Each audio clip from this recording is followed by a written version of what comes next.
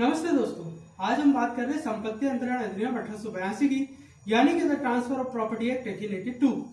दोस्तों, जब भी हमें अपनी संपत्ति को किसी को अंतरित करना होता है, किसी को देना होता है, तो उसके लिए जो विधियां, जो तरीके बताए गए हैं वो इसी संपत्ति अंतरण अधिनियम 1882 के अंतर्गत बताए गए हैं।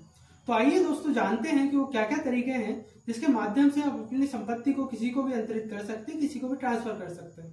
तो दोस्तों, इसमें पहला तरीका है बेच करके, यानी कि विक्रय के द्वारा, सेल के द्वारा हम किसी को भी अपनी संपत्ति को ट्रांसफर कर सकते हैं। दूसरा है बंधक, यानी कि मोर्टेज, जिसे आम भाषा में गिरवी रखना भी कहा जाता है। हम गिरवी रख के भी अपनी संपत्ति को किसी और को अंतरण कर सकते हैं। तीसरा है लीज के द्वारा, यानी कि पट्टे के द्वारा हम पट्टा करके अपनी संपत्ति को किसी को भी अंतरित किया जा सकता है। चौथा है दोस्तों विनिमय के द्वारा, यानी कि एक्सचेंज के द्वारा हम किसी से भी प्रॉपर्टी एक्सचेंज के द्वारा भी अपनी संपत्ति को अंतरण कर सकते हैं। और सबसे आखिरी में है गिफ्ट के द्वारा, यानी कि दान के द्वारा। दान के द्वारा भी अपनी संपत्ति का अंतरण किसी को भी किया जा सकता है। आज के लिए इतना ही दोस्तों, धन्यवाद।